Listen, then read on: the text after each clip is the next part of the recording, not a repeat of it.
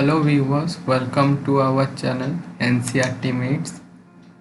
तो जैसे कि मैं बात कर रहा हूँ ये work and energy chapter number 11 standard 9। पहले पार्ट में मैं यहाँ तक पढ़ा था डन तक, और मैं बोला था कि नेक्स्ट पार्ट में 11 मतलब करेंगे। तो अगर आप पहले का पार्ट्स नहीं देखे तो प्लीज़ ऊपर का आई बटन पे क्लिक कीजिए और पहले दो पार्ट जो है वो देख लीजिए, नहीं तो आप कोरिलेट नहीं कर पाएंगे। और जो जो भी मैं यहाँ पे एक्टिविटीज़ का क्वेश्चन आंसर है, प्लीज़ उसका आंसर कमेंट पे दीजिए। मैं राइट आंसर करके आपको फिर कमेंट में दे दूँगा। प्लीज़ ये कीजिए। तो आज हम लोग शुरू करने जा रहे हैं एग्जाम्पल 11.1। तो चलिए पढ़ते हैं। A force of 5 Newton is acting on an object। तो मान लीजिए एक 5 न्यूटन का एक फोर्स, फिर से एक बार रिकैप कर देता हूँ। न्यूटन है एसआई यूनिट ऑफ फोर्स। तो एक ऑब्जेक्ट पे 5 न्यूटन का फोर्स मतलब दे रहे हैं कोई। The object is displaced through 2 metre. तो वो ऑब्जेक्ट क्या है, 5 न्यूटन फोर्स देने के बाद 2 मीटर आगे गया।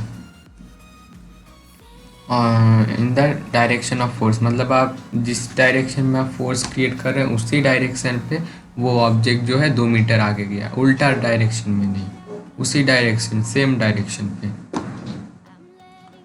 If the force acts on the object all through the displacement, अगर वो फोर्स जो है मतलब डिस्प्लेसमेंट के थ्रू मतलब एक्ट्स होता है, then work done is 5 newton into 2 equal to 10 newton और 10 जूल।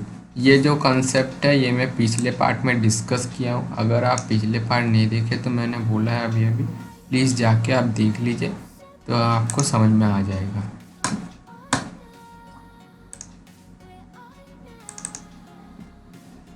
तो यहाँ पे डायग्राम भी दिया हुआ है, जैसे कि 5 न्यूटन यहाँ पे फोर्स गिर रहा है ये वाला ब्लॉक पे, तो ये 2 मीटर आगे चला गया उसी सेम डायरेक्शन पे। ये जिस डायरेक्शन पे, ये भी सेम डायरेक्शन पे ही आगे गया है। तो इतना तक मुझे लगता है आपको समझ में आ गया। नहीं आया तो प्लीज़ कमेंट पे बताइए, फ्रैंकली कोई टेंशन नहीं है। तो इसके बाद हम लोग शुरू करते हैं एनसीईआरटी बेस्ड कुछ क्वेश्चंस जो कि इस चैप्टर से रिलेटेड है। तो चलिए पढ़ते हैं।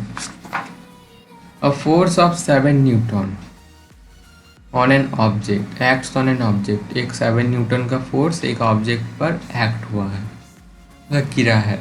वो डिस्प्लेसमेंट इज से 8 मीटर, 8 मीटर वो डिस्प्लेसमेंट आगे बढ़ा है, कुछ भी थोड़ा डिस्प्लेस्ड हो गया इन the direction of the force.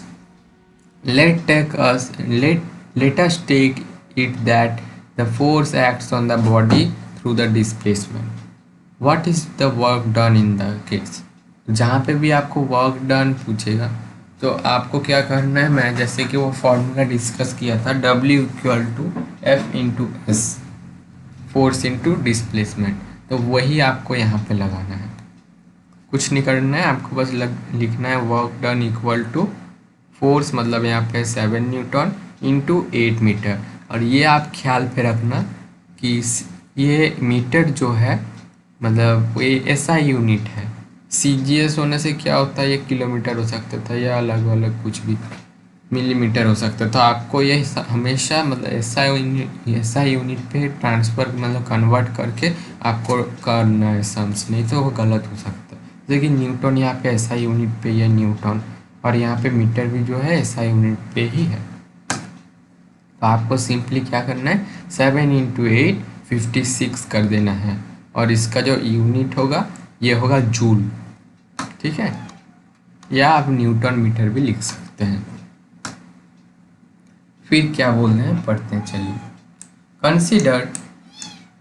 Consider another situation. चलिए अलग कुछ एक सिचुएशन को पकड़ते हैं। In which the force and the displacement are in the same direction, जिसमें फोर्स एंड डायरेक्शन क्या है, सेम डायरेक्शन पे होगा। तो यहाँ पे मतलब force and displacement same direction पे है। तो ये मतलब कुछ एग्जांपल दिया हुआ है, चलिए इसको पढ़ते हैं। A baby pulling a toy car parallel to the ground. तो एक बच्चा एक टॉय कार मतलब एक खिलौना कार को मतलब खींच रहा है parallel to the ground, ground के बेस के ऊपर। Shown in figure 11.4। चलिए इसको देखते हैं। तो ये रहा, ये बच्ची जो है ये अपना खिलौना टॉय को अपने मतलब टेबल का ग्राउंड बेस पर मतलब खींच रही है। तो फिर क्या बोले हैं,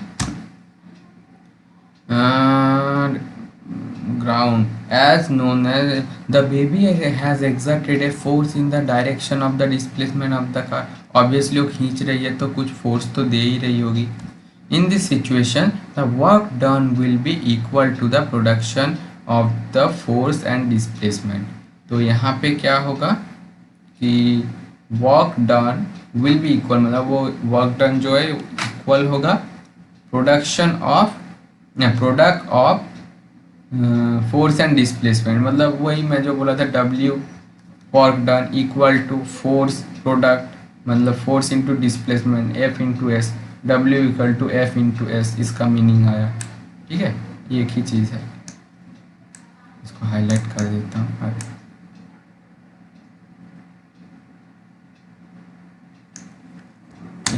हाईलाइट होगी। In such situation the work done by the force is taken as positive. अब ये पॉजिटिव नेगेटिव का जो फंडा है आपको मैं बता देता हूँ। पॉजिटिव जो मतलब वर्क डन है वो मतलब जब भी आप मतलब मैं जब बोला था सेम डायरेक्शन पे डिस्प्लेस्ड होना, मतलब आप जिस डायरेक्शन में फोर्स दे रहे हैं उसी डायरेक्शन में फोर्स मतलब डिस्प्लेस्ड होना, तो उससे हम लोग पॉजिटिव कहेंगे। अगर ऑपोजिट डायरेक्शन में डिस्प्लेस हो जाता है फोर्स का ऑपोजिट डायरेक्शन में तो वो नेगेटिव होगा। ठीक है, इस चीज़ को आप पॉइंट आउट कर लेना। Consider a situation in which an object is moving with a uniform velocity along a particular direction। तो यहाँ पे क्या बोला, कंसीडर करिए एक सिचुएशन को इन which जिसमें an object an object is moving with a uniform velocity. एक यूनिफॉर्म वेलोसिटी पे वो ऑब्जेक्ट क्या हो रहा है, मूव कर रहा है along ए पर्टिकुलर डायरेक्शन, एक पर्टिकुलर डायरेक्शन पे, इधर उधर नहीं चला जा रहा है, एक पर्टिकुलर दिशा पे जा रहा है। Now A retarding force F is applied in the opposite direction. मतलब एक मतलब सडनली एक मतलब अलग सा एक फोर्स मतलब जो पता नहीं था, रिटार्डिंग जो फोर्स होता है मतलब अचानक एक फोर्स गिरता है उस ऑब्जेक्ट पे, वो क्या होता है opposite to the direction, opposite direction पे। सोचिए एक फुटबॉल साउथ की दिशा पे जा रहा है, अचानक उसको एक साउथ के दिशा से एक टक्कर आया। ठीक है, तो वो सीधा क्या करेगा, दूसरी दिशा पे जाना, दूसरे डायरेक्शन पे जाना स्टार्ट कर देगा। तो वही चीज़ यहाँ पे बोला गया है, that is the angle between the two direction is 180 t। ठीक है, तो यहाँ पे थोड़ा मेरा भी कंफ्यूज है तो मैं आपको ये क्लियर करता हूँ अभी थोड़ी देर बाद। इज 180 t, ये कुछ एंगल के बारे में बताया गया है। Let the object stop after a displacement s। In such a situation, the work done by the force F is taken as a negative and denoted by the minus sign। The work done by the force is F into minus S और minus F into S. जैसे कि मैंने बोला है negative force है, अगर वो direction opposite हो जाता है तो नेगेटिव फोर्स होगा। तो यहाँ पे किसी पे भी एक माइनस डाल देना है आपको। It is clear from the above discussion that the work done by a force can be either positive or negative। इसको हाईलाइट कर लेना है हम लोगों को। To understand this, let us do the following activity। तो फिर से ये फंडा आ गया, आपको ये एक्टिविटी करके मुझे देना ही है, कुछ भी हो जाए। Lift an object up. आपको एक क्या करना है, एक कुछ भी आपको लिफ्ट करना है अपने हाथों से। Work is done by the force exerted by you on the object. The object moves upward। मतलब एक तो सीधी सी बात है, अगर आप ऑब्जेक्ट को ऊपर की तरफ खींचेंगे किसी भी पत्ते या किसी बैग को, तो ऑब्वियसली वो ऊपर की तरफ ही आएगा, थोड़ी ना नीचे चला जाएगा। The force you exerted is in the direction of the displacement. जैसे कि आप ऊपर खींच रहे तो ऊपर ही आ रहा है, अगर वो नीचे चला जाता तो आप ऊपर खींच रहे, सोचिए बैग नीचे जा रहा है, तो ये उल्टा हो जाता है ना, तभी नेगेटिव आएगा। यही यहाँ पे बताया गया, तो आपको ये करना है, ठीक है। Direction of displacement, however there is the force of gravity acting on the object. यहाँ पे एक मतलब उल्टा दिशा का फोर्स भी चल रहा है, वो है ग्रेविटी। मतलब आपको पता ही है, ग्रेविटेशन चैप्टर में आप पढ़े ही है, ग्रेविटी एक फोर्स होता ही, वो उल्टा दिशा में मतलब अट्रैक्ट करेगा सरफेस ऑफ द अर्थ की तरफ, और जैसे कि आप ऊपर खींच रहे हैं, ग्रेविटी फोर्स तो आ ही रहा है। तो यहाँ पे एक क्वेश्चन ठोका गया है, which one of this forces is doing positive work, which one is doing negative work. तो ये प्लीज़ आप कमेंट पे अभी के अभी जाके इसका आंसर लिख दीजिए, ठीक। Work done is negative when the force acts opposite to the direction of displacement. तो ये मैं अभी अभी आपको बोला हूँ। Work done is positive when the force is in the direction of the displacement. तो ये फंडा आप अगर समझ लेंगे, तो ये दो अगर पढ़ लेंगे, तो आपको ये जो दो आंसर है आप यहाँ से ढूंढ पाएंगे। तो पहले इसको आप पढ़ लीजिए। तो अभी हम थोड़ा सा एक इक्वेशन पे आते हैं, एग्जाम्पल 11.2। तो क्या बोले यहाँ पे, a porter lifts a luggage of 15 kg, अच्छा, from the ground and puts on his head 1.5 metre above the ground. अच्छा, मतलब वो जो आदमी का जो हाइट है वो 1.5 मीटर है, जैसे कि वो अपने सिर पे रखा है, और वो 1.5 मीटर अबव द ग्राउंड है वो उसका सिर, तो जाहिर सी बात है उसका हाइट जो है 1.5 मीटर ही होगा। यहाँ पे आप क्या करने बोले, calculate the work done by him on the luggage. आपको फर्स्ट क्या करना है मैं बताता हूँ। Mass of the luggage M पकड़ना है हमको, ये जो मास ऑफ द लगेज है इसको हम एम पकड़ते हैं, जो कि 15 kg है। एंड डिस्प्लेसमेंट जो है एस, वो मतलब ग्राउंड से जो सिर तक, ग्राउंड सोच लीजिए ये ग्राउंड है और ये उसका सिर है, तो यहाँ से जो यहाँ से उठाने में जो फोर्स मतलब डिस्प्लेसमेंट हुआ है, मतलब जो डिस्टेंस हुआ है सिर के तक, सिर तक उठने के लिए, वो है 1.5 मीटर। तो फिर क्या करना है हमको, 1.5 मीटर। अब work done W equal to F into S, जो कि मैं बोला ही था। और F मतलब हम लोग को क्या पता है, F हम लोग मोशन चैप्टर में पढ़ के आए, F equal to M into A, mass into acceleration. तो यहाँ पे आपको M डाल देना है, और इधर एक्सेलरेशन क्या हो रहा है, आप जिस चीज़ को मतलब नीचे से ऊपर या ऊपर से नीचे जब भी कुछ होगा, मतलब ग्रेविटेशन उसमें तो लगेगा ही, तो यहाँ पे उसीलिए G डाला गया है। M मतलब मास ऑफ द ऑब्जेक्ट, G मतलब ग्रेविटेशनल फोर्स। जब आप ऑब्जेक्ट को वो जो सिर पे रख रहा है, वो ग्राउंड से जब सिर तक लेके जा रहा है, तब उसको क्या करना है, एक फोर्स देना पड़ रहा है, ग्रेविटेशन का ऑपोजिट फोर्स। तो इसीलिए यहाँ पे ग्रेविटेशन फोर्स को यहाँ पे पकड़ा गया है, और S जो डिस्टेंस है वही आपको डालना है।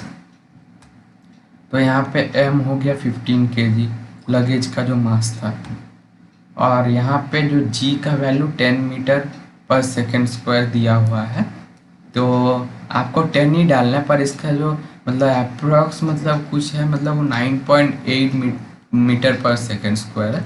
तो आप यहाँ पे 10 ही लिखिए, जैसे कि बुक में दिया गया है, तो आप 10 ही यूज़ कीजिए, पर 9.8 भी होता है, तो कंफ्यूज मत होइए।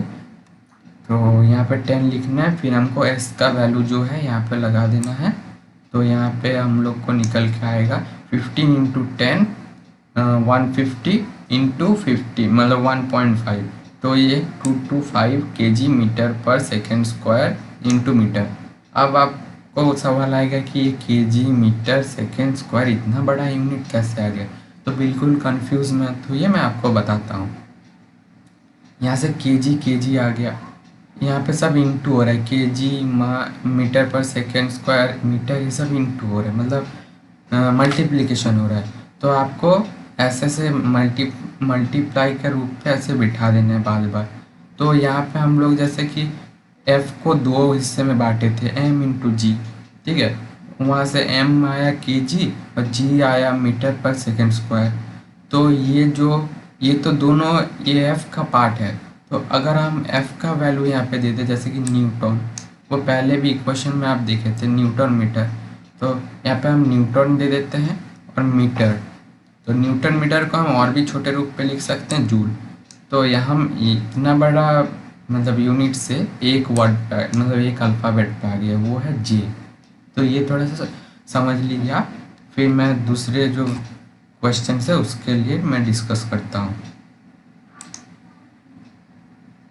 तो ये जो आप समझ गए होंगे, ये चीज़ नहीं समझे प्लीज़ कमेंट पे बताइए। और ये क्वेश्चंस जो है हम नेक्स्ट पार्ट पे डिस्कस करते हैं, ठीक है। और आपको नेक्स्ट पार्ट में जाने के लिए आपको डिस्क्रिप्शन में लिंक मिल जाएगा, तो आप उसमें बस क्लिक कीजिए तो पार्ट 4 में आप रीडायरेक्ट हो जाएंगे, ठीक है। और अगर आपको पिछले पार्ट्स को देखना है तो आप आई बटन पे क्लिक कीजिए, ऊपर आ रहा होगा आई बटन, तो वहाँ पे क्लिक करने पे आपको जो प्रीवियस जो भी लेक्चर्स है अगर आप मिस किए हैं तो उसको वो आपको मिल जाएगा। और अगर आप सब्सक्राइब करते हैं हमारे चैनल को तो आपको मतलब और कुछ करने का ज़रूरत नहीं है, आपके नोटिफिकेशन पे आता रहेगा ये सब वीडियोस, ठीक है। Thank you.